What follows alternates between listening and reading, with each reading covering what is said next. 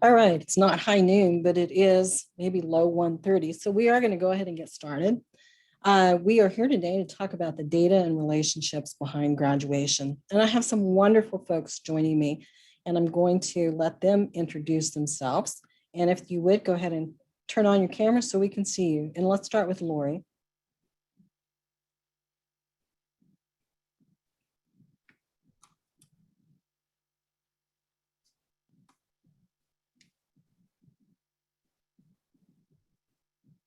And I just realized I was muted there during that entire thing. So let me start over. Hi, I'm Lori Chesnut. I'm the Secondary Transition Specialist here at OSDE in the Office of Special Education Services. And then Dan. Hi, I'm Dan Ruhl. I'm the Executive Director of English Language Proficiency, State Department of Ed. And I'm Lesa Rohrer. I serve here as the Director of Data Literacy.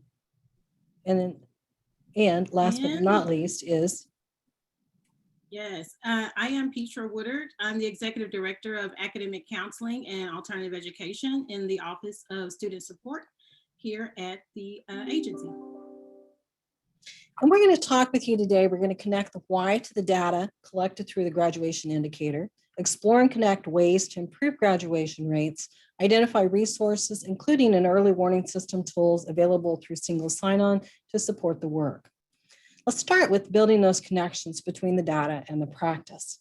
This is from the Oklahoma's pipeline report for 2019. So this is where we were in 2019. You can see that we're in comparison to the United States and that we are comparable in terms of the number of students that graduate with a high school diploma. We are a little bit ahead in having some college, but no degree. So we do still have some work to do in helping our students get ready. And there's more about that on the next slide. From that same report, this is that forecast. So what we know about students that just have a high school diploma is that it's going to take more for the world of work. And so we want to really help our students and connect them to those after programs and on-ramps and off-ramps so that they have lifelong learning to meet those workforce demands. And this is that employment. And you can see that as we move forward, that high school diploma is going to be important, but it's not going to be enough. And Petra's going to talk to you a little bit about why the graduation requirements then matter. Thank you, Lesa. Of course, in Oklahoma, we have 2 graduation pathways, and all of this work matters because if we don't know the end goal, it's going to be hard for us to use the data to guide students and guide our work in getting them graduated. Our primary core is the college prep work ready pathway. All students are placed on that pathway unless they opt out into the core curriculum pathway. The major difference between the two, of course, you can see in the math. There are some flexibilities in math and in science when students are placed on the core curriculum. A large percentage of our students who end in the alternative education setting because they were at risk of not graduating do use the core in order to get those students graduated.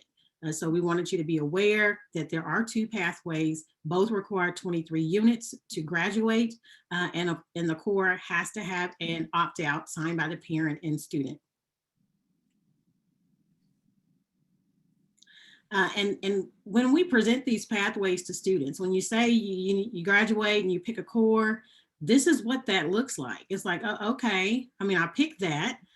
So college prep doesn't mean I actually go to a 4-year college. I can go to a 2-year, I can go to the military, I can go anywhere and then go back if I want to go back. If I go on the core diploma, it doesn't mean that I can't eventually go to college. It just means I'm going to take a different route. And so when we don't use data to help students make those decisions and get them more comfortable with their high school experience, the odds of them dropping out increases. And the odds of them graduating increases. And that's what we want, is for students to understand how to get out of high school. Because after all, our students become our workforce. And so a high school education should ensure that they're eligible for their chosen pathway. I know in my pathway, I've had a few turns along the way and what I did, and I'm very thankful that my high school diploma prepared me for that. Some good news. And go ahead.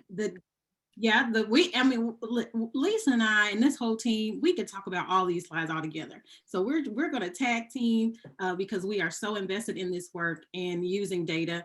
And we understand we want students to graduate because a diploma can be that ticket to college.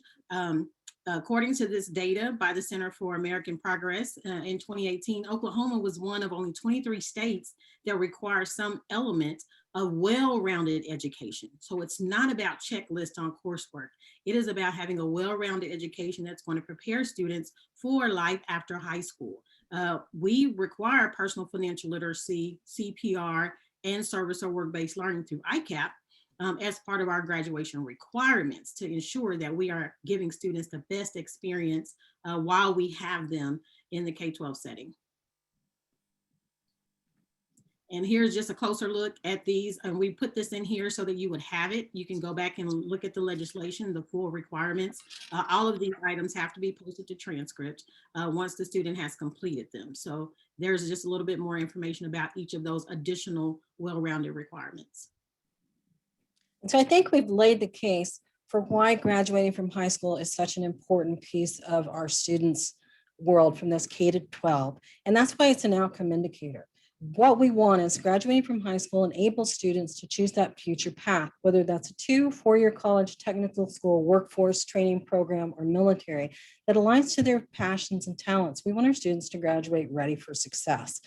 This is why we measure this in our accountability system, because graduation is that outcome indicator. It's what we're aiming for. But that work actually starts way back in PK and in kindergarten in terms of the engagement and attendance, the student progress, and how they're performing on their assessment performance so that they're making the goals that they need as they move through this continuum. So I want you to take a minute and think of that student that's at your school that didn't graduate. And if you close your eyes and you think about them, what barriers do you see? What are you currently doing to support students in graduating ready for success? What do you think is already working? And what evidence do you have? And if you have some information to share with us, I'd appreciate it. We'd appreciate it if you please put that into the chat.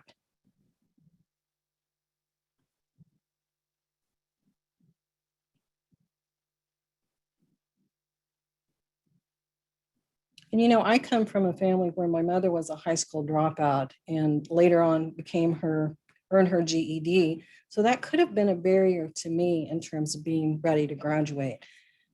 Luckily, I had really good class experiences and I liked school. I found it very engaging and very relevant for what I wanted to do. Can some other folks think of some other barriers that those students that you see might have? I know in some parts of our state, a lot of our students go to work because they can make more money going to work and they're not thinking about maybe that long term. And I also know from just hearing from you guys that people are doing some really great things. Petra, have you heard of anything great? We have a comment in the chat about some barriers being financial or family or health concerns. And that is absolutely true. I, like Lisa, had a parent who did not graduate from high school, but later went and got a GED. And so you didn't have that model of what post-secondary was supposed to look like. I was not in career tech. So that could be a barrier, even if you're not presented the right opportunities when you're in school. And health concerns. I've known students as a counselor over years who had to step back and step up to take care of parents, because or younger siblings and things like that to help out. I noticed, Ashley, thank you, great comment, helping to pay bills for family, parents. We have students who are opting to do that and help pay bills instead of having an expense for graduation, to pay for graduation. And mental health issues absolutely are a barrier. Great comment. And we are going to talk about all of those. According to research, these are those predictors, and these are those very things that you talked about, that adults did not expect them to perform in school, the parents weren't involved, the class is not interesting, tests may be too difficult, there's lack of engagement, they have to work, and those types of things. But once we know those barriers, we can start helping to identify and remove those barriers. Luckily for us, there's a really great body of research on what those early warning signs are for not being able to graduate. And they call them the ABCs because it is just that simple to start to look for these. Off track, if they're absent, if they're present less than 90%, that aligns with our chronic absenteeism indicator, and that's why we chose that 90%. They're on track if they're there more than 90%, and they're considered college or career ready if they're there more than 95%. And look at those behaviors. You know, when we think about one suspension matters. No suspensions, agency and hope seems to make the difference for that career and college ready, and that's where those relationships come in. Course performance, really looking at those core classes, ELA and math. If they're failing one of those, that's an indication that they're off track. So now that we're talking about these, we're going to actually unwrap them as we go more into this. We did want to highlight, though, that dropout starts way back in 6th grade. So oftentimes we don't think about it until high school, but 6th grade students with one or more of the indicators have only a 10 to 20% chance of graduating from high school on time. And so if we're really understanding that, that's why those transitions between those two are so important. And that's why monitoring this data is so important. Here at the state, we fall into that district and state policymakers. We're going to provide data for you, provide the systems, and provide those supports so that you can take that at the school and do the wonderful things that you do to help our students. We're going to start with what's on the public dashboard. We start here because this is accessible by everyone. This includes state, district, and school level data. There are several pieces of data that actually align to graduation. Those would be post-secondary opportunities, the graduation data itself, attendance, and the civil rights data collection. And we're going to delve into each of those a little bit to see what kind of trends we see. The first thing we can look at is that adjusted cohort graduation rate. This is one of our indicators in our accountability system. And we look at the 4, 5, and 6-year rates. This is what we were for cohort 2019. On this first slide, when you click into more details, you get your site rate, the district rate, and the state rate. That allows you to see how you're doing relative to others. Then at that graph down at the bottom allows you to see how performance is across the state so that you can check out those schools that are maybe performing better than you are and reach out and say, hey, what are you doing? And you can do that simply by clicking on that. I took an average for the 2017, 2018, and 2019 cohort so that we can look across by student group, because that's another question we want to ask. How are we supporting all students? Are there some students that are more likely to graduate in 4 years than others? And if so, why is that? And what can we do to support those others? And that's why we have Dan and Lori joining us, because they're going to give us some strategies for our English learners and our students with disabilities. Extended adjusted cohorts. Also, we know that some students require a little more time. So here we're looking at the 2018 and 2017 cohorts as that 5 and 6 year graduation rates. And you can see that there was an uptick from the 4 year to the 5 year and the 6 year. That is because some students just need that little bit of extra time. We put attendance in here because attendance matters. If kids get in the habit of not coming to school early, they fall behind. If they fall behind, they are at academic risk. They are less likely to graduate. There's a lot of data that supports that. I've highlighted 6th grade here because we do know that students in 6th grade that are chronically absent are less likely to graduate. And so when we say chronically absent, we're saying students that miss 10% more of the instructional time in which they are enrolled. And we can do a comparison from year to year. On this one, I was encouraged to see that we had a bump from that grade 9 because that grade 9 became grade 10. And so their attendance improved. And I wonder why that is. And that's going to be some questions that you can ask when you're looking at your trends. Civil rights data. The civil rights data collection is something that each school submits on a biennial basis. It's actually due this year. It was due last year, but they postponed that due to COVID. There's a lot of good information that we can look in here. We're going to dig into a couple of pieces of that. If you've not yet gone to your civil rights data collection, you can access it right there on the dashboard. You go in, you can do a search for a school. I taught at Putnam City High School for a long time, so I chose Putnam City High School. The overview page gives you an awful lot of information about the profile. And then we can dig into some special measures. I'm looking at dual and concurrent enrollment. Why? Because I see from research that dual and concurrent enrollment has a positive effect on helping students complete high school. When I taught in the Arctic, we saw this a lot. If students can earn college credit while they're in high school, it really helps them to finish and to feel invested in their education. Here's what this looked like when we break it down. And when you're looking at your CRDC data, they're going to present it in two ways. They're going to present it as a graph, and then you can also put it into a table. In this, we see the enrollment for the whole district, and then we see the students that are in the category. And in terms of this category, that's the students that are dual or concurrently enrolled in terms of the district, and then we look at it by the site. Now then I included the count because of all of these students, there were only 30 students actually enrolled in the dual and concurrent enrollment. So if there are things that your students need that would help them to be career ready, you might want to think about what barriers might be in that way. This is looking at our students with disabilities and looking at our limited English proficient students.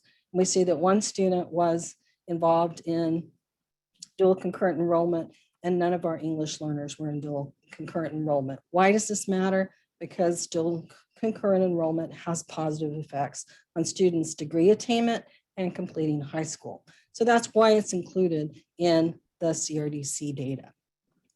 This is something else that we dug into. Remember, we started measuring post-secondary opportunities. Those are measured in 11th and 12th grade. The goal is to connect kids to experiences that prepare them for success after high school. So think about what kinds of opportunities each of your student groups are having. Does that really align to what they wish to be? And we see here that a lot of our students are still getting credit here in the college prep, the AB/IB coursework. And this last bar represents the population so that you have a frame of reference for how many students we're talking about. And then we can look across to see what kinds of opportunities they've been given. As Petra pointed out, one of the things that's required are internships. And when we look at internships across all those student groups, we see a very low participation. So we're working to build those kinds of relationships with our communities and our businesses to expand that. Suspension, a threshold for this. Remember from our ABCs, this calls into behavior. 0 to 1 days has an impact.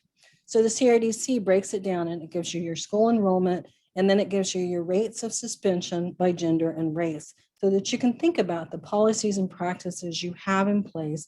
And is it more likely that some students are suspended more than other students? And this helps you ask those questions to really think about your practices and policies. This is comparing in-school suspensions for students with disabilities. In-school suspension, they may not be losing the instruction time that they do for out-of-school suspension, but it certainly looks different. I remember sending packets to students that were in school suspended, so they don't have access maybe to that face-to-face teacher. So it does have an impact on your learning. If you want to access your own data, here's how you do that. You can go to the public dashboard, you search for your school. You can look at any of the indicators that we just talked about. The CRDC data is located in About Our School. Something that's cool that you may or may not know about is if you click on these little people icon, it opens a window that then displays your data by different student groups. So you can really think about how well you're serving all students. And if there are some things that barriers that may be in place for some student groups that you can identify and redress. Now, the part that you're waiting for, what can we do? So we've talked about the data. So let's start digging into what can we do? And from building a grad nation, we know relationships matter. There's lots of data that supports this.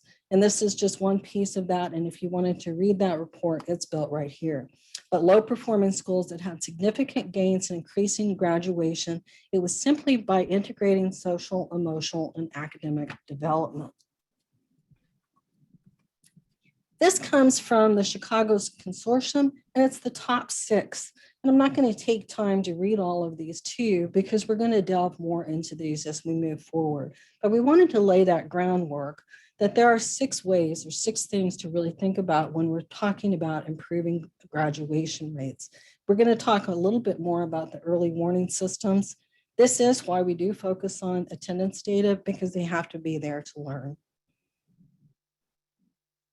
I like to raise the bar to B's or better, because we know that the grades that they make also matter.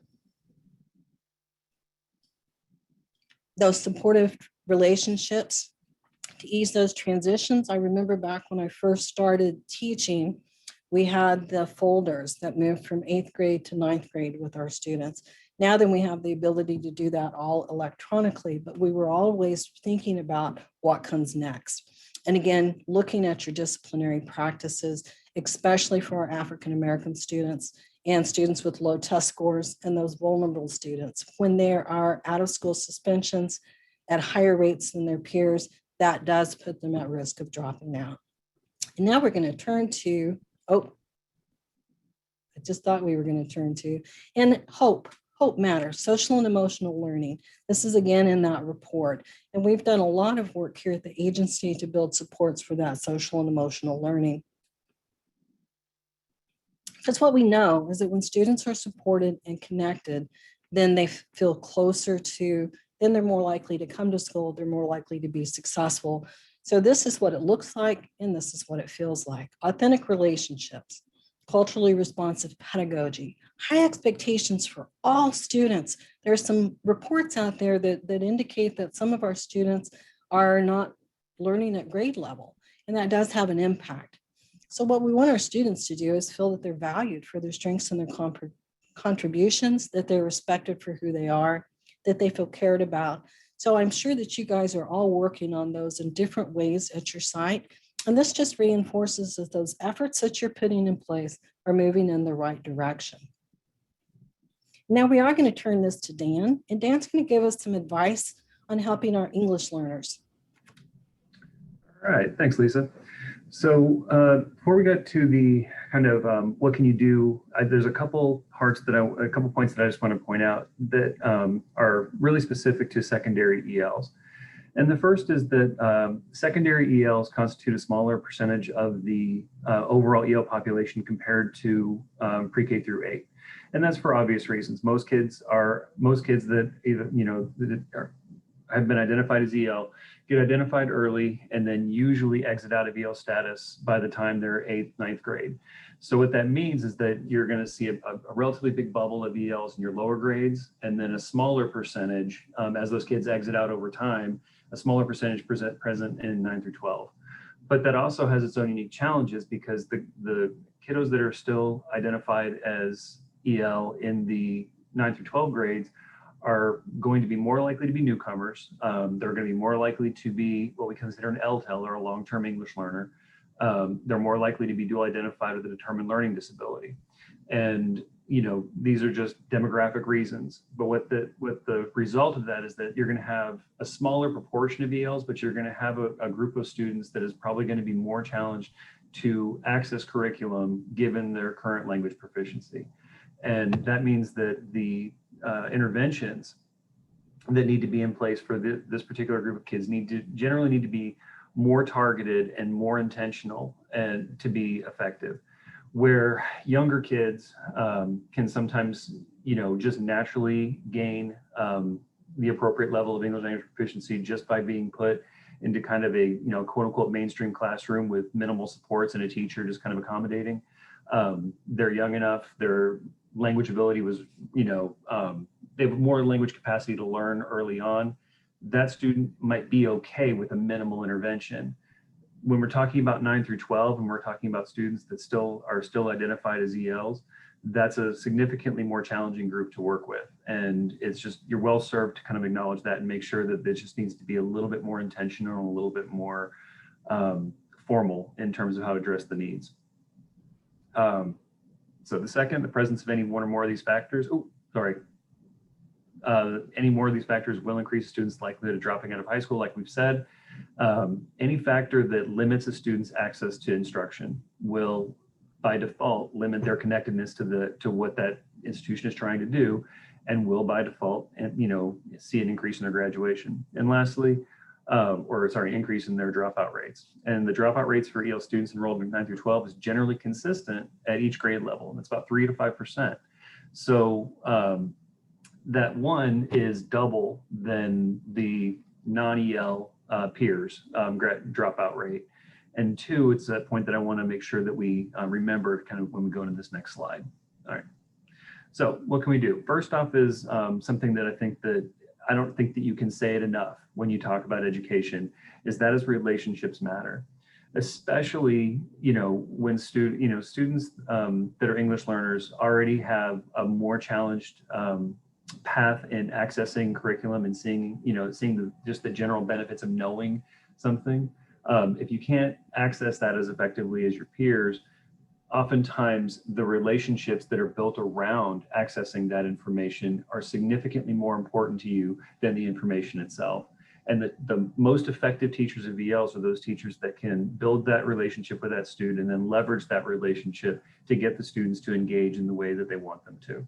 And there are reams of information that have been written about that, but it's there for a reason. And it's probably the single biggest intervention that I could see in terms of creating an effective EL program. The second is don't wait. Establish those interventions early that foster the greater engagement and connectedness to the school. And, there's a misnomer, I think, or at least a, kind of an anecdotal awareness that, kids drop out when they drop out. Well, kids drop, a kid that leaves school in junior year or the beginning of senior year, they're leaving because of the decisions they made when they, the practices and the habits that they built in 8th grade, those choices, the results of those habits that kind of transferred into 9th grade, that lack of credit, the low attendance that kind of transferred into sophomore year, and then it compounded. And then they actually leave school based on the culmination of choices, the aggregate of choices that they made over the past 2.5 years, 3 years. So having those interventions start early, an ounce of prevention is worth a pound of cure. Making sure that those kids stay engaged early, can access their curriculum, can feel part of the school community. Those are going to go a long way to addressing that, those decisions that won't be made for another 2 or 3 years in that student's life. Focus on what you control. There's a tendency to kind of want to look at some things with certain groups of kids like, well, I can't control their attendance. I can't control, the things that they have to do when they're not in school. That's true, you can't. But, don't let the things that you can't control get in the way of the things that you can. What can you control? You can control the interaction. You can control the experience that student has in your classroom, in your site, in your district. You can control it a lot.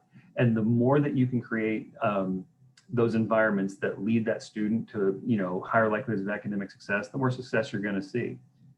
All right, go ahead and go for the next one. And ensure access. Your teachers need to be trained, and this is a federal requirement as much as it is just best practice. Your teachers need to be trained to help those students access their curriculum. If they can't access the curriculum, your ability to connect that student to the process is going to be very limited as well. And again, we'll say this over and over again, the less connected that student is to the process, the less likely they are to graduate. And lastly, understand what happens outside the classroom does matter for the student. A lot of EL students do not live in a bubble where, they don't have responsibilities outside, especially secondary ELs. And I would argue, especially male secondary EL students are oftentimes, actively engaged in work, and they're balancing in many ways a cost benefit ratio of, if I'm 16 or 17 years old, every day of school is costing me X number of dollars. And, if they don't necessarily see that cost that they're incurring is worth it, they're going to, eventually make the choice to go ahead and opt for what they see is worth the cost. And that's, going right to work. And that's why it's so important to have those relationships built in to kind of make sure that, you are your opinion has validity and matters to that student, to kind of help keep them engaged and show them that long-term, it's better to graduate. Long-term, having post-secondary schooling or some sort of post-secondary job training will make them economically better off. They might have to sacrifice a little bit now, but they'll be better off in the long term. So just understand that there's a contextually with familial responsibilities, cultural responsibilities, expectations, there might be more going on with the student. And again, having that relationship that allows that dialogue to take place can very much, facilitate a conversation that student might find valuable later. So, and last point, generally speaking, and this is just a blanket rule, the older an EL student and the lower their English language proficiency, the more intentional, targeted, cohesive those supports are going to need to be to make sure that student can finish out. And that is, if there's not a firm, I can say from personal experience, if you have a student come in with very low English language proficiency, they're, sophomore, junior year, it is going to be, if that student doesn't perceive that there is a firm hand on the wheel and that there is a viable path to get them through this process, they're just kind of set adrift in your sight, the odds that they're going to graduate are incredibly slim. So it's the district's job to make sure that that student understands that they have that person they can go to, that they know that there's a system, that there's consistency in the process, and that someone will get them through it. If they perceive all those things, they're more likely to finish. So I will go ahead and pass it back to Lesa. Thanks so much. And Lori's going to share with us a little bit about helping our students with disabilities. Thank you, Dan and Lisa. Dan, you raised some really good points. I was just sitting here shaking my head in agreement. So generally speaking, students with disabilities are also going to respond well to the strategies that we already discussed. And on the next few slides, I'm just going to share a few strategies that have been proven to be most effective to increase graduation rates and reduce dropout rates for students with disabilities. So we're going to talk a little bit about student engagement, more about relationships, because we all as our team cannot emphasize that enough, specially designed instruction, behavior supports, and then some additional considerations. So we talk about student engagement, but many times we tend to focus, I think, on the academic side of student engagement, and there are actually 4 types. So there's academic, which has to do with learning, of course, and completing class assignments, things like time on task, earning credits towards graduation, all of those things. There's also behavior, so those observable behaviors, attendance, interacting with teachers and staff, paying attention during class, participating in extracurricular activities, all of those things. There's also the cognitive side of student engagement, and this actually occurs within the student. This is like things like applying learning to your future goals, self-regulation, and setting personal goals. And as you know, this can be very difficult for some of our students. There's the affective and emotional student engagement. This has to do with when the student feels like that they are part of the school. So this has to do with school climate, involvement in the school, that sense of belonging and feeling safe at school. And again, those relationships with teachers and then also with their peers. So remember that understanding student engagement is an integral part to preventing school dropout. As I mentioned, academic progress, we focus on that a lot, but it's not the only way to determine if a student is engaged. So you're learning about how to use your data, and being able to recognize engagement indicators across those 4 types of engagement will provide a clearer picture for students at risk of dropping out. Well, how can you measure student engagement? So obviously an important part of that is being able to use your data. In addition to your dashboard data and all the other data that you have, there's a lot that can be gained just from observation, observing your students, observing if they're in class, are they participating, all of those things, observing that they are not in class. So attendance plays into that. Another, best way to find out as a school-wide about your student engagement is to ask your students. So there are several polls you can use or surveys.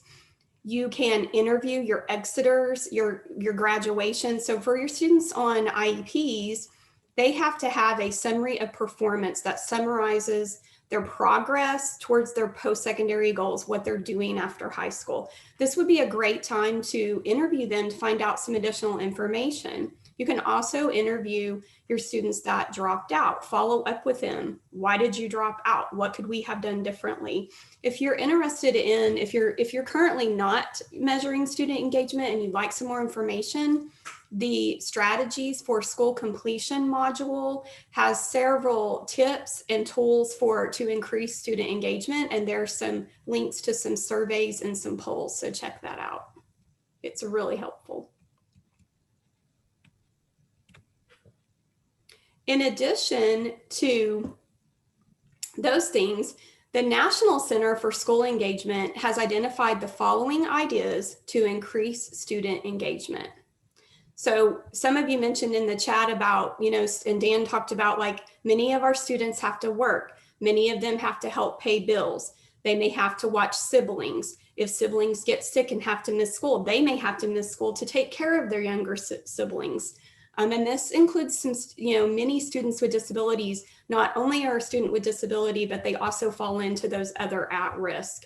So some things that have been identified are allowing a later start time, having school choice, allowing for a part-time attendance, flexible scheduling can be really beneficial. Again, providing opportunities for internships or service learning opportunities so that students feel connected and part of the school, online or blended learning options, and summer school options. And it's not a one size fits all. We have to individualize. We have to get to know our students and find out what their barriers are, and then, find something that will work for them. All right, we're going to watch a short video, and it's called Don't Quit on Me, and it's about the power of relationships. So as we view this video, I want you to think about the 4 types of student engagement and see if you can identify the strategies that with the type of engagement it represents. So some of them, someone did help the students out, and then some of them, it's more like, I wish someone would have done that for me. So see if you can match the strategies with the type of engagement it represents. And then feel free to drop your answers in the chat. So let's go ahead and play the video. It was like I never thought that anybody would care about me like a family would. And it's like, no, this random woman cares about me like my own mother. I felt like nobody around me cared, so I really didn't care. During my school career, I never had someone who simplified the whole process. And I couldn't focus. I couldn't go to school because I felt like no one there understood. Before I got locked up, everything was going in my favor. Being frustrated, I started skipping school. I didn't feel like they were taking the initiative to really try to help me learn the way that I learned. I was always getting suspended. I felt like I was getting picked on by teachers. But she was like, you gonna do great things. And she meant it. In life, all you need is a person to be willing to understand you, to listen, to give an ear, an arm, something to help you out. Someone that's always there to help them when times are rough and to show them that this is the right way to do it. And let that one person know about, their life and what's going on, because people just go to school and act like everything is all good, but you don't know about their life. Are you okay? Is all they could have asked me. And things could have been a lot different. They don't need a teacher to be like, oh, he's a bad kid, pointing the finger at him. They need, oh, you can change, They need somebody to uplift them. I walk in this morning, she like, how you going with your classes? How many more quizzes you got to do? How many of this, how many of that? You need help with this, I got somebody to help you with that. Miss Alvarez is one teacher I feel very connected with. She's my advisor, and she really helps me stay on the ball. My parents had always said, you're going to be the first ones to graduate. Having adults in my life who weren't family and who still believed in me, that is why I am who I am today. I knew I was capable of doing something better than I was. I have a chance to pull myself up. I want to graduate. I want to be something in life.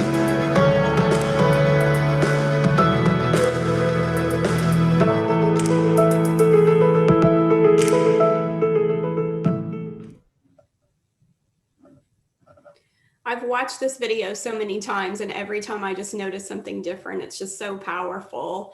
So if you were able to identify any of those strategies with the type of engagements, please feel free to drop your answers in the chat.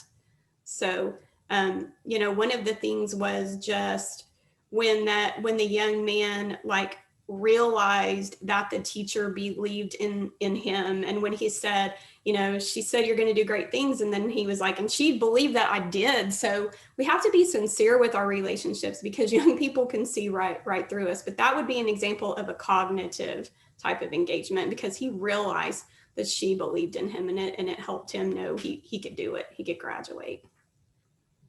And I just know that you guys out there are doing some really great things with this, and that you are those folks that those kids can come to you, that they feel like that you do believe in them. And we appreciate all of that.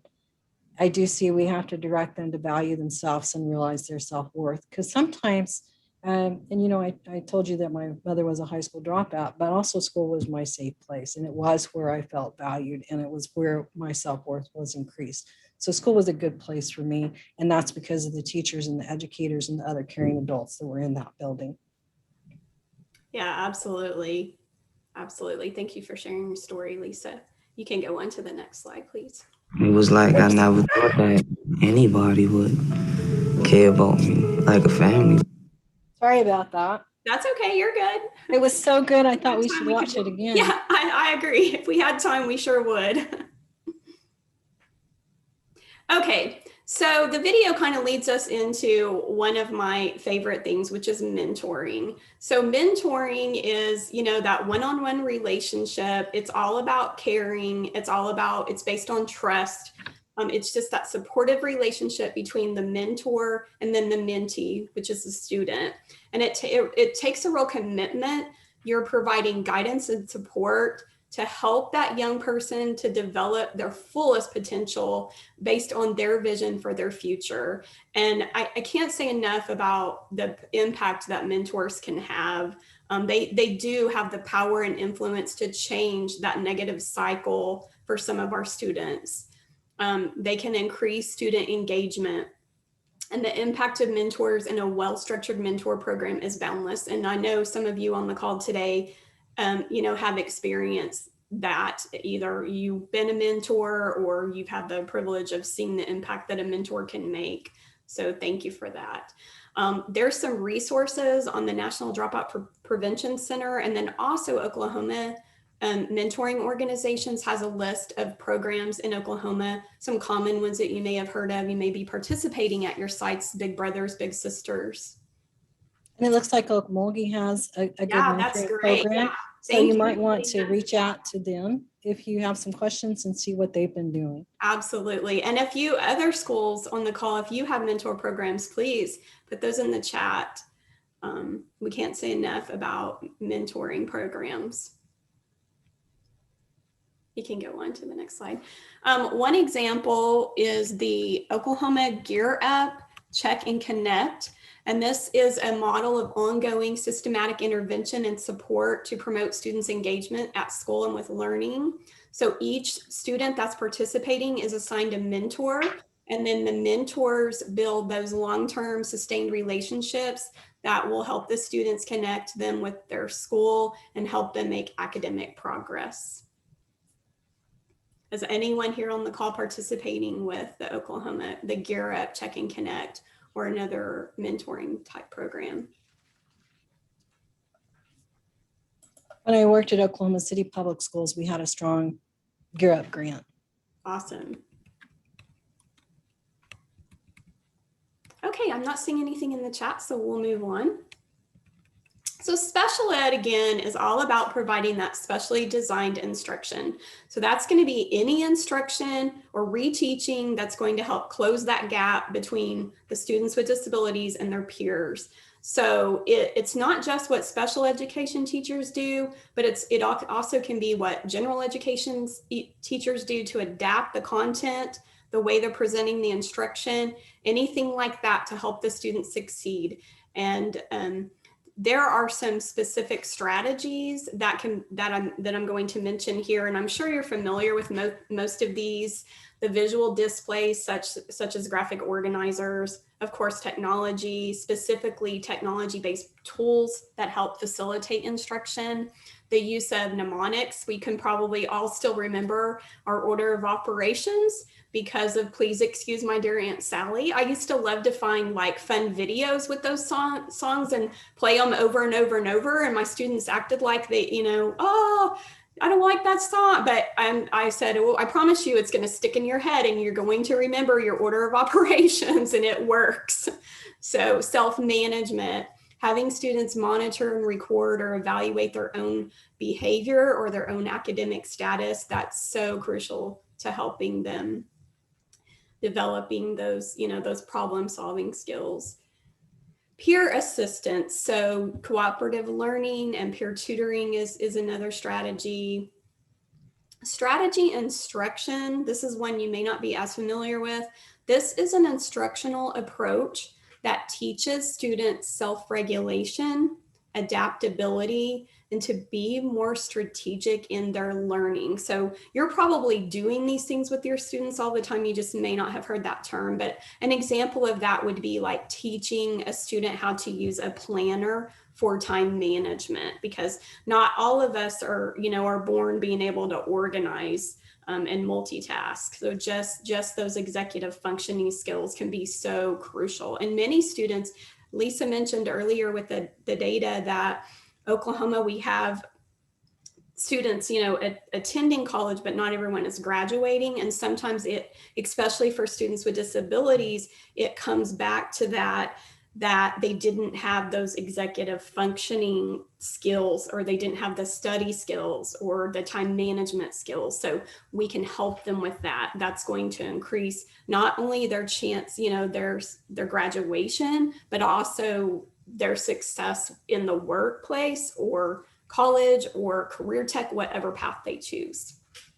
And then career academies, this is where you tie the career related courses with academic courses. And this can really help them see more of the purpose to their learning. It's kind of like a school within a school. And some of our districts may be doing these. If you have some career academies in your school, let us know about that in the chat. If you want to find more information out about these strategies, you can visit that school completion module that I mentioned earlier.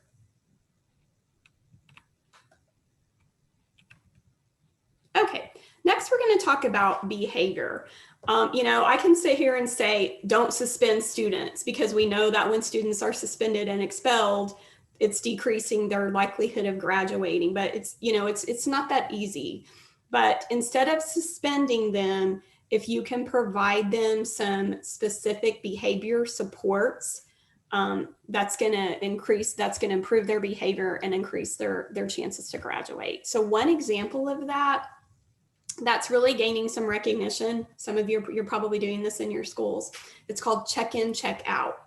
So it targets student behavior, and check-in, check-out requires the student to check in with an adult before and after school. And then in addition to that, they seek teacher feedback after each class on a daily progress report. And yes, it's extra work for the teachers, but it really can make an impact. And the student monitors their progress, and they track if they are meeting their daily and weekly goals. So it's starting to help them set some goals and make plans to reach their goals. It's helping them see the consequences of their choices. So check in, check out is a great strategy.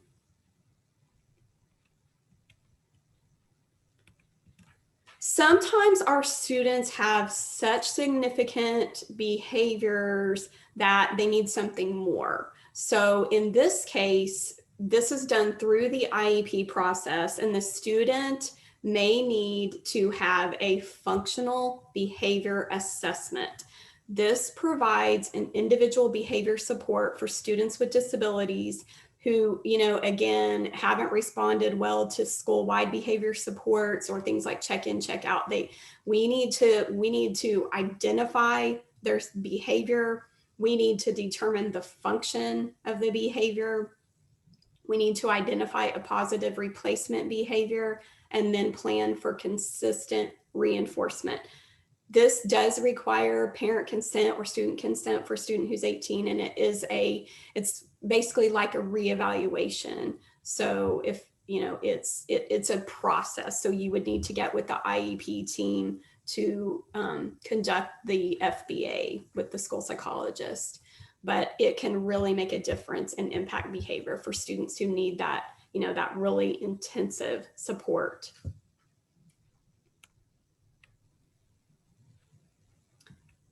Okay, and then we had our webinar, it was in April, I don't remember the exact date, but there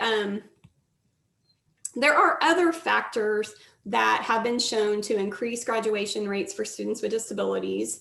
And I'm just going to mention those pretty briefly, but we know that students with disabilities who have access to the general education curriculum have higher graduation rates.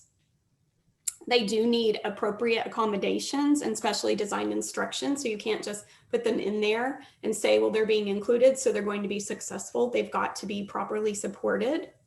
We also know that participation in vocational coursework is predictive of positive outcomes in post-secondary education and employment. So if they're attending CTE, that can increase their graduation rates. Again, work-based learning, we mentioned that earlier, but it's one of the strongest predictors for success for students and youth with disabilities. So giving them an opportunity to participate in a work-based learning experiences. This will help them get jobs at higher wages after high school, and it will help them graduate. Teach them self-determination and self-advocacy skills. So they need to be able to, again, set goals and make plans to reach their goals. And then they need to know their rights and be able to ask for support when they need it appropriately. This sounds like some really great strategies. Thank you, Dan and Lori. Yeah, absolutely. One more thing I just want to mention real quick, Lisa, is that webinar is posted on the accountability website. So if you want to learn more about those additional strategies, you can click on that link or just go to the accountability website, and the slide deck is there and the recording, and you can check out more of those in detail. Thank you so much. And we're going to delve a little bit into early warning systems and show you the tools that we have available for you. I know some of you probably have these tools within your own systems, but knowing that you have a collective system here, we're hopefully that you're excited about that. And again, to be successful at anything, you have to show up, attendance, you have to know how to behave, and you have to work hard. And so those are those ABCs, and there is data that helps us to identify those at-risk students. When we identify those students, we can come in and think about the barriers and supports that each student might need. And so this is just a reinforcement of this very well-researched work. Considerations for early warning indicators. Indicator is a measure within a system. They need to be simple and easy to collect, tried and true, efficient, and effective. So simple and easy, things like grades, attendance, class behavior, and disciplinary action. Tried and true, that means that we know that they're connected to graduation. In this case, attendance, behavior, and coursework. Efficient and effective, they help us identify who's on track and who's sliding so that we can come in and put those interventions in place. Data points to consider, demographic information, because it really helps us to, we've talked a lot about culturally responsive strategies, so that helps us identify this. It also helps us to think about things across student groups as one group being impacted more than another, academics and enrollment. Here are those thresholds, so that when we look at this, then you're going to see how we have this data available for you within the single sign-on system. Age, if a student is older than their current, for example, a 16-year-old freshman, they are less likely to graduate. So these are the pieces of information that we've talked about. One thing that stood out to me on the attendance, if the student misses the first 20 days, and thinking about what we do in that first 20 days, and if a student comes in after that, what kinds of supports might you want to put in place for those first 20 days? Because that's when we're really practicing how we behave at school, right? And dropping out, and we do have, if they're a previous dropout, they're more likely to become a future dropout. So early warning indicator data serves as a starting point. It does not tell the whole story, but it allows you to think about who could be at risk so that you can then have deeper discussions about what might be going on or those underlying issues. And that's what we wanted to really point out. So what other data should you consider? And Petra's going to talk with us a little bit about what she put in place at the school that she came from. So I'm going to turn it over to Petra. If you want this information, it is in this Transforming Secondary Schools Using an Early Warning System slide deck. Thank you, Lisa. Research says, and we have heard this before, that if students are not successful in the 9th grade, their odds of not graduating increases. And this is just a little bit of data for the predictive power of 9th grade GPA. And so if you're tracking that, if you know that, Lisa stated earlier, even in 6th grade. And so imagine what you can do by the time students get to 9th grade if you already have them identified using those early warning indicators. Something that I did at a previous school, so there were no students here, but this is real data. Their names have been hidden, is to create a spreadsheet using information from our information system, because we have our attendance data, we have our tardy data, we have our letter grade data, and just started tracking the students who was missing, over 4. And then there was added later columns who missed over 10 times, so you can start sending out those notices. Semester 1 grades, how many students were failing and how many courses. So not just an F, but how many Fs. And a D says, I'm almost going to make an F. And so you're looking at that grade data to determine, and notice this is for 9th grade students. There's a lot of yellow students just kind of there. And Lori, thank you for sharing your information on special education. We even flagged how many of those students are on special education plans. And notice that 3 of them are in the red, 4 of them. And they have courses that are failing. And so that's a follow-up with the teachers. Are the necessary interventions and modifications and accommodation, is that being done for this student? Because we want them to be successful. Exactly. There may need to be an IEP review to look at that. Absolutely. Another thing that we tracked was behavior. How many referrals were these students getting? How many were suspended out of school? How many in school? And when we looked at our data, we were like, we weren't sending students to in school because strategies that were working with restorative practices where we wanted students in class. Students need to be in class to learn, and sending them to in-school suspension because they didn't bring a pencil. Okay, here's a whole pack, sharpened, go back to class. We have those in, but that takes speaking with teachers and training teachers about what is a suspendable cause. What can a student do where they have to be removed from the general population?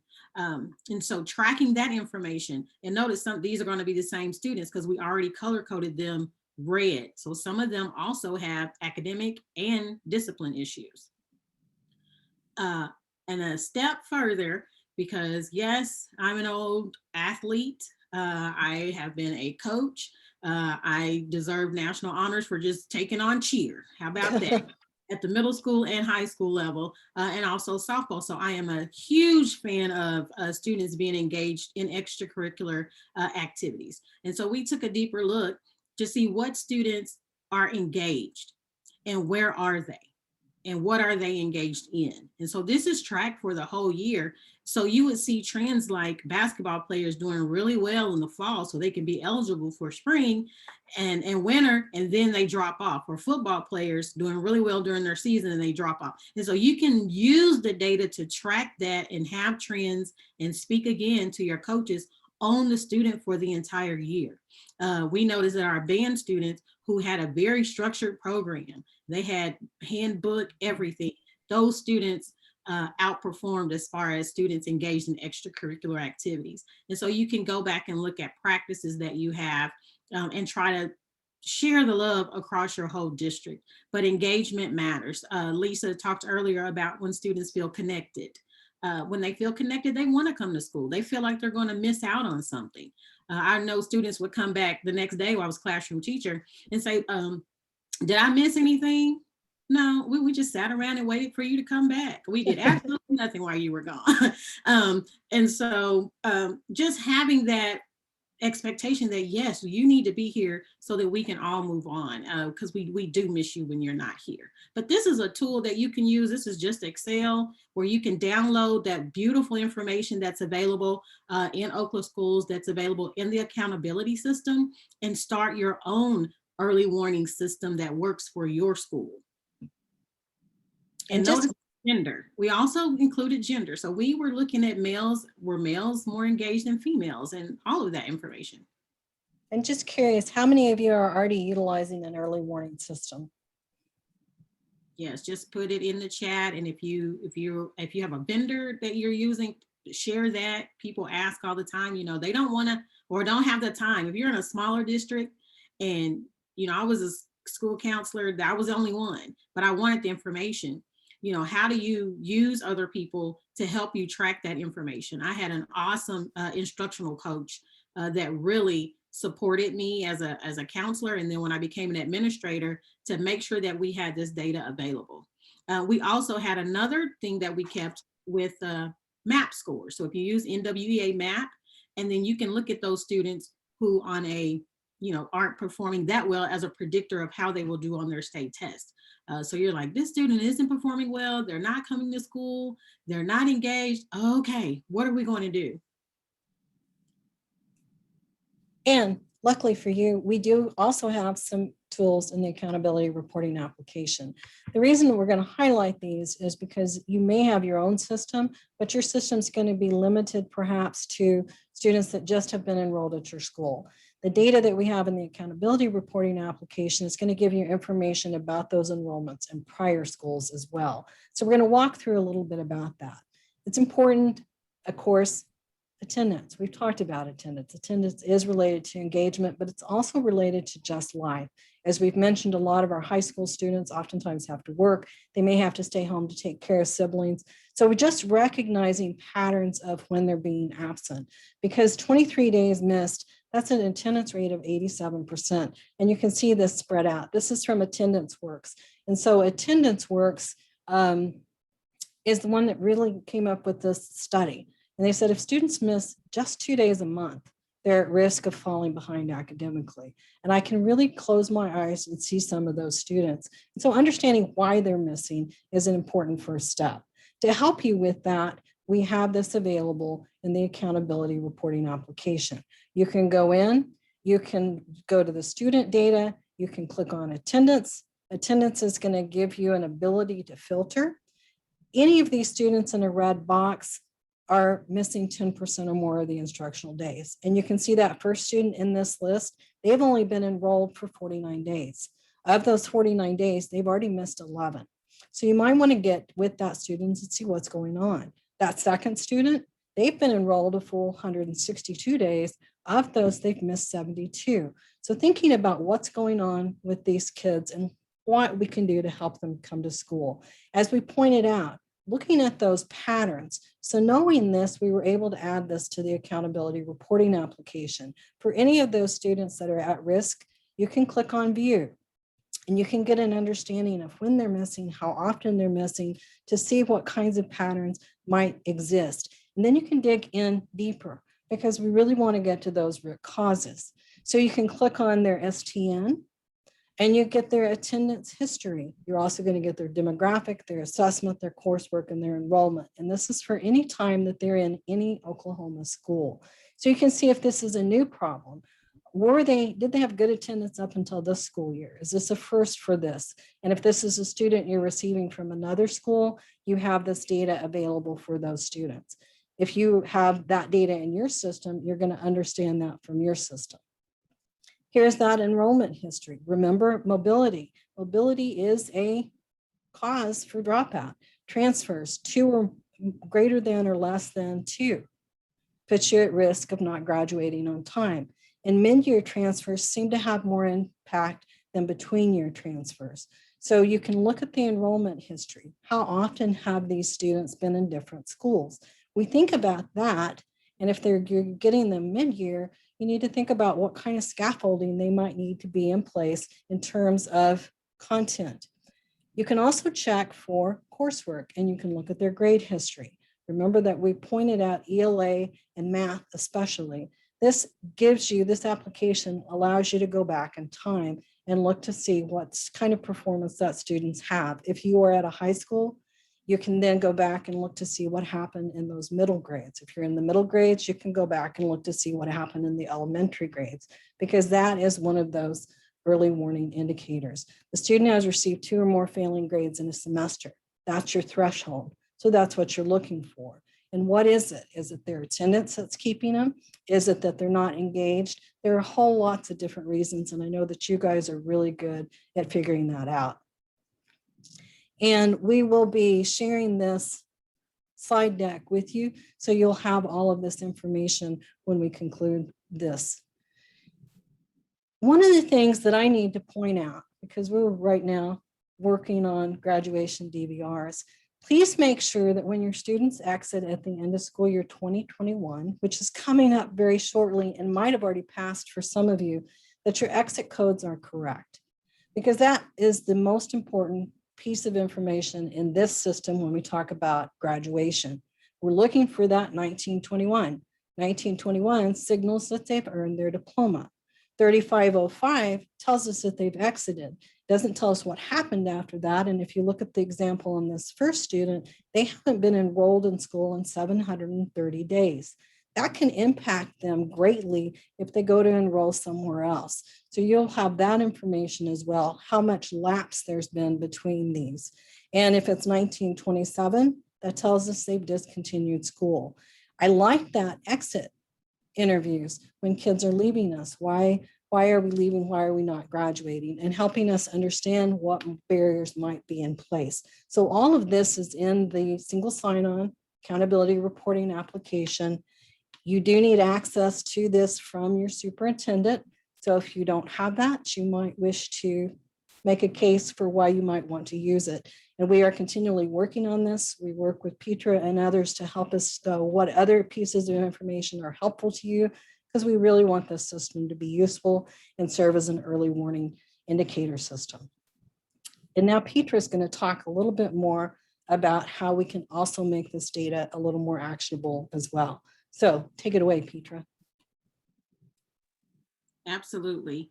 And all we have been talking about are identifying students who are at risk of not graduating. We have in Oklahoma alternative education in our districts. All districts are supposed to have a plan for how they're going to serve their students at risk who are not graduating for many of these reasons: academic deficiency, behavior difficulties, excess absences. You have access to that. And then the things you can't, Dan spoke of earlier, you can't control: teenage pregnancy, family issues, substance abuse. You can't control those, but they are factors that can lead to a student dropping out. And so we want a plan in place, and data is the place to start for that. Just a little bit about our alternative education, because this is where we catch those students. You make those referrals based on the data that I would collect when I was in schools. That's what I use to talk to a student and a parent about, here, there are other options besides just leaving us. Maybe the regular school setting is not the place for you. Last year, we served over 12,000 students. Wow. Yes, that's a drop, but that's what we want. I mean, we're in the business of working ourselves out of a job in all ed. Because we want students to stay engaged in the regular school setting and then graduate, but provide them those same supports they get in alternative education. We track their completion data, their graduation dropouts. We had over 4,000 of those students who went to OSDE to graduate. Wow. And the dropout, look at the number from 2019 to 2020. I mean, it's almost in half of students who left. They stayed engaged. The number of students who dropped out and returned to finish their degree in 5-6 years, 985 students. And so we are excited about that, because they're doing some great things in OSDE to keep those students. We also track their post-secondary opportunities. One misunderstanding or an assumption is that if you go to OSDE, you don't have grades, you don't have aptitude, you just have bad behavior and you can't function. And that is not the case. Many students are referred to alternative education, and they are excellent. They have excellent test scores. They're bored in regular school, and so they have behavior problems, and so they have all this other stuff. But we work with our career techs. Students participate in concurrent enrollment. They do internships, work study. So they have those post-secondary opportunities the same as the students do in their general population. And they do a lot of service learning activities. So these things sound familiar because now they're included in ICAP. OSDE has been doing this all along. And so we want to share the love and show how when you have those opportunities and those supports, you are more successful and more apt to graduate from high school. I think that goes back to that hope and agency. When I know why I'm coming to school, I have people that care about me finishing school, then I am more likely to be college and career ready. Absolutely. And why do we use the data to support graduation? And I love this picture when I saw it. I mean, she has her map, she's got her globe and her little suitcase, and she found a little crate to sit on in the middle of the road in nowhere, trying to figure out, well, where can I go? Where should I go? Our role here in using this data is as a preemptive measure to give students a plan. So when they leave high school, they don't sit down in the middle of the road and try to figure it out. They have those experiences. We want to use the data to anticipate what opportunities students can have. You know, what can we do to prevent just dropouts? So that's why I love using data to support graduation. And remember her. We use it to prepare and plan for transitions. Those are just some things that you can do with your data. I mean, and the kinds of data that you need, assessment data, we're talking about ICAP plans, having those plans and collecting those from students from their either OK College Start or OK Career Guide helps you identify what courses you should be offering. If you have an overwhelming number of students who are interested in STEM and you have biology and maybe chemistry, you may need to advocate for anatomy physiology on your campus, and so that they don't have to just go to career tech to get those other opportunities. Identify and align your course offerings. AP, you know, what are you offering to students? Prepare and plan. Don't wait till they get there and say, I want to do this, and then you figure out a way for them to get it. Work with your middle school to see what students are interested in. Build those experience and partnerships for job shadow and internship opportunities. Always consider equitable access to any of the offerings. I mean, how and when do students know that they can get in an AP class? We're looking at our data and there's a disparity among participation in AP programs. But how do you know? The students have to ask because their friends and their parents took AP. So, I mean, how do they know to go to career tech or concurrent? So ask yourself and have those considerations at your site because they will vary from district to district and even school to school. And I'm going to briefly go through these, just letting you know that it is a plan. It starts early. And if you're a high school and you have no communication with your middle school or your elementary schools, your feeder schools, that there's a disconnect because I ran track. I have 4 state championships in track. We had 13 in a row, John Marshall High School, I will give that pub. But there's a such thing as a baton toss, a baton pass. And so we have to pass the baton from grade to grade level and understand what students need and what the expectation is. We gave you the graduation requirements. We gave you the exit. How do we help students understand the exit? So you start talking about careers and interests early. What motivates a student? Why do they want to be at school? Invite people in to talk to them about careers. Notice that there's not a lot of talk about college at this age. We always go college, college, college. There are tons of careers that don't require college. We want everyone to have a job, and your job may not have to have you go to a 4-year institution to get what you need to do that job well. Middle school, this is where you're making those connections. You're reintroducing ICAP. You're letting them know, hey, here's ways you can keep evaluating what your interests are. Use that data, bring people in. You know, you've heard the saying, I can't be what I can't see. Now, there's some validity to that because otherwise you wouldn't have new careers. Something's new because nobody ever saw it before. They saw the need to have that. But there is some data that supports when I see someone that looks like me, sounds like me, came from where I came from, that I can connect with them, and it gives me hope that I too can do that. So this is middle school. We make those connections. Plan high school enrollment while they're in middle school. Those of you who are offering middle school classes, high school classes in middle school, and you don't have a plan for them when they finish all their credits early, don't call my office saying, what do I do about this student? Plan for that. Looks like you're going to have an early graduate. Have those conversations with that student and parent about assessment requirements. Make sure they have everything else about so that they can move on and we don't be the factor that holds them up because they were highly motivated. And then in high school, continue those transitions. Always talk about the ICAP. What is that student's plan? It is not a checklist. ICAP is not a checklist. It is a plan. It is a, like we would say, a living document for that student.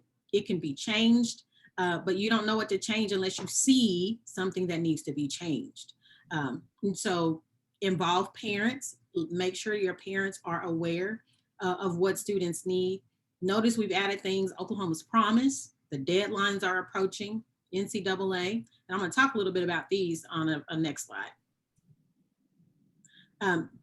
Transitioning to post-secondary at 11th and 12th grade.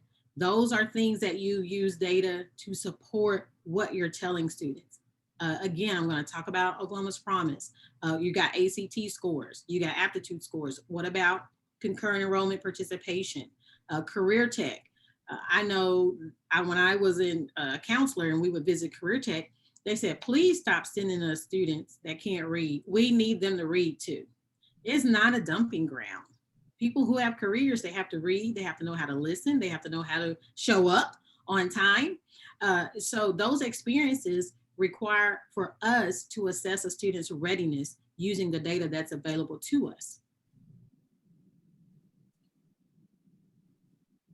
Use the data to identify and improve curricular needs. I talked about that a little bit before. This is a snapshot from a district found in Oklahoma schools. And it shows you the programs of excellence, what the school says they do really well, what their focus areas are to be able to do really well, and then what related programs. What you can see from this district is that they don't have advanced placement courses. But in 24-25, all schools are supposed to have 4 of those. So what is the plan to make that happen? You can look and see that they don't have a STEM program.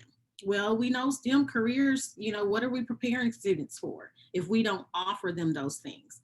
The one I found most interesting about this school was industrial arts and technology education. They don't have that.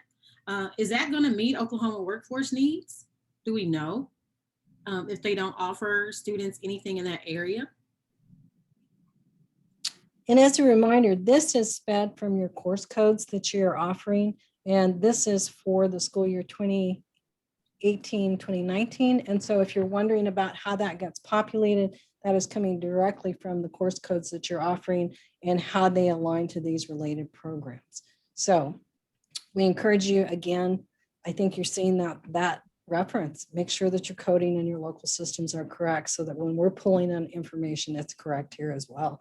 And if you want to know any more about these programs and what it requires, certainly reach out to us and we'll be happy to help you with that.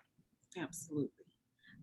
Thank you for that. And here, with just a connection with the previous slide of Oklahoma's top 15 critical occupations, the ones that are blocked off, those indicate industrial arts and related careers. And so of the top 15 that are in Oklahoma, that district is really not preparing students to go into those fields. Because remember, we focus college, and we have a college and career readiness, but what career are students wanting to pursue? So, and notice that a lot of them, they have a high school diploma or equivalent. So this is available, and you can find this information when you're working with students. It is part of the information that they can find when they're working on their ICAP in their online tools. And I think that's the other piece of it. the related programs should be related to the aspirations that your students have. So you may not have a lot of students that are interested in going into some of these professions, and that's okay too. It's making them aware that these are some top professions, but then guiding them to make their own choices. Because I personally don't think I'd make a very good heavy and tractor trailer truck driver, because I really don't like bridges. So I think that would be a true impediment to my ability to do that job. I'm like you, Lisa. I don't want to, I'm just going to not tear up the roads trying to get over the road. But here, early exposure and experiences matter. We cannot reinforce that enough.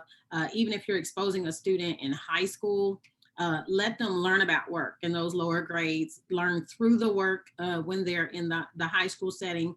And then when they get to work and in those programs, let them know that they're going to learn some more. I mean, how many of us have advanced degrees in something that we went into, or we got another position and I need to learn a little bit? Those micro credentials are so important as well. And I think they're going to become more important as we move into this new world of work. Absolutely. And then too, you want to always monitor what you're expecting. So even for those opportunities like service learning or work-based learning, on our OK Edge site, there are tools for you to be able to track and monitor to help you have students reflect on those experiences. It's not enough just to do it and say, I did an internship. The goal of the internship is for you to actually learn and reflect, and then to evaluate, is that something that I liked? Well, my daughter, who is a nurse now, she participated in the Discovery program at Northeast Academy, and she wanted to be a pediatrician. But through that program, where they got to go to various places and observe different doctors in different environments, she said, you know, I want to be a nurse. The doctors don't talk to the patients. You know, and so she's great, pursuing her master's and doing great in the work. But that's her field. She did find out that that was the field, but there are plenty of opportunities within one field. And we're gonna quickly go through these last couple of slides. We do have graduation checklists that will help you track student engagement as far as their academics, and also with their ICAP. So know that that is available as well. And talking about course coding for internships, if your students are doing internship experiences, make sure that you're using the appropriate course codes to put those students in that. Service learning currently does not count as one of the post-secondary opportunity point courses, but you can have students in service learning, 2775 to meet the ICAP requirement. And then your subject codes, just always check the most updated list. There are new lists out for next year already. So update your system, make sure that courses taken through concurrent enrollment, that the level of the course should be changed, but the course number should relate to a high school number. And we'll pick those courses up so that you can get your PSO points for those. Data is post-secondary opportunities. And I love this slide because we say things like economically disadvantaged. We're focusing on attendance and grades and all this stuff. Well, for opportunities like Oklahoma's Promise, athletic eligibility, internships, other financial aid, they want income. And so we don't focus on economically disadvantaged as a negative thing, because if you have a low income, that can work in your favor because you can qualify for other opportunities. Also, your aptitude is demonstrated. They want GPA. We're just looking at grades, D's and F's. Talk to students about the value of a GPA and how a D and an F impacts the GPA for opportunities. So I like that slide. And here's the result really quickly, just click through those. Result of database graduation planning. You have that preparation, looking for those things, you know the requirements, you have to know that. Enrollment, is it in line with the ICAP? You considered your scheduling, know your experiences that are available in your community. Lori talked about mentorships, know your community partners. Monitoring, are you monitoring what you're doing so that you can reevaluate whether or not those things are working for students? Attendance, behavior, engagement. And then those transition practices. Have your exit plans, exit meetings. I had senior exit meetings and they had to have them scheduled with me and had before Thanksgiving because I was moving on, and I would tell the parents that, oh no, I'm not meeting with you individually. But I did. I met with every student and parent, senior, before Thanksgiving break. You needed to have that meeting so we can have a plan for your exit. And there's that preempt. That's what we want to do. Those are the things that helped avert dropout and increase graduation rates. So we can turn this mess into something, more receptive. It's still not the end all be all, but if you show somebody that, they're more apt to say, okay, well, those are my options, and not just let them sit in the middle of the road and try to figure it out. Data supports a life-ready graduate. Yes, she's in the middle of the road, but she's got direction, she's got her cap and gown, and she's moving forward. And that's what we want to do, is help data support us in having life-ready graduates. Students who are life-ready possess the growth mindset that empowers them to approach their future with confidence, to dream big and to achieve big. And that's what we want, and we want for all of you to do. And so we'll be adding a few other resources to that, but here are some of the toolkits that we referenced that are the national toolkits. We will be building a graduation data to action toolkit that is Oklahoma specific, that pulls in all of these pieces from this webinar and from the slide deck, and that's coming soon. Something to reflect on, and I love this quote: we have a powerful potential in our youth. Remember, our youth become our workforce. And we must have the courage to change old ideas and practices so that we may direct their power toward good ends. We really want in Oklahoma every student to graduate ready for success. That success comes in multiple places. It could be college, it could be career tech, it could be military, it could be straight into work. So just making sure that we're using our students' interest to help drive some of these changes that we're making. One thing that we'd like you to leave us with is what's one thing that you may have learned today that is going to cause you to plan or do something different as you move forward into next year. And we'd like you to post that in the chat box, because we know you're doing great things. And that's one of the things also about these webinars. It allows us to connect those great things that you're doing so that then we can work together, because these are all of our kids. It's all of our workforce. And so if somebody is doing something that's successful, we certainly want to capture that so that we can share it with others so that we can all be more successful.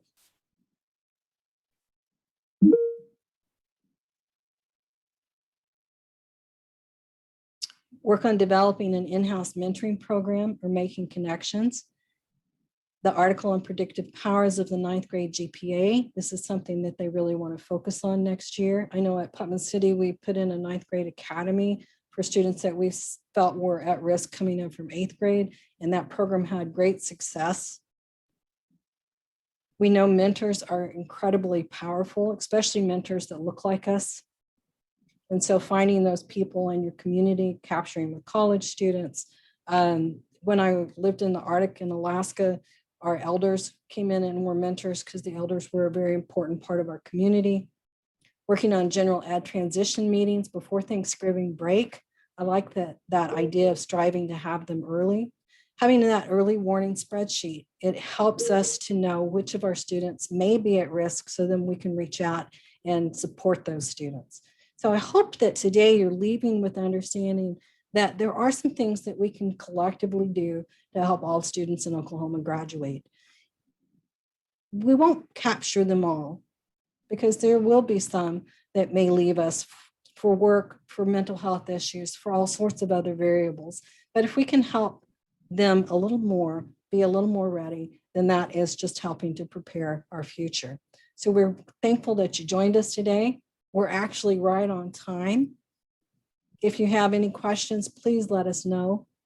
And we are getting that at Mulkey High School. Each teacher is a mentor to a number of students. They try to keep the same kids, keep the kids with the same teacher during high school.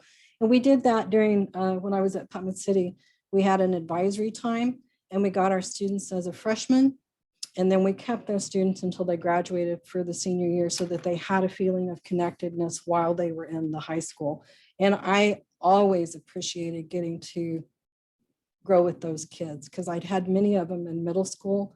And so it was really great to see them grow up. Yeah, that's great. We did that as well. I was actually that's what got me into counseling, being the lead of the Teachers of the Advisory Program when I was in Luther. And those connections are great. And what I love about that, when they infuse it with ICAP, is that the teachers themselves actually get to learn the different things at each level that students need. Because sometimes when you're in your classroom, you're aware what you want to get students through what you got to teach them. I'm a science teacher, we're gonna do science. And you're really not knowing about everything else the student has to have. So it builds those connections for them to support the student in other areas. I love that, Okmulgee. And we'll hang on for a few minutes if people have questions. We are going to stop the recording now. And as I said, we will be sending this out with the slide deck probably early tomorrow morning. Thank you again for joining.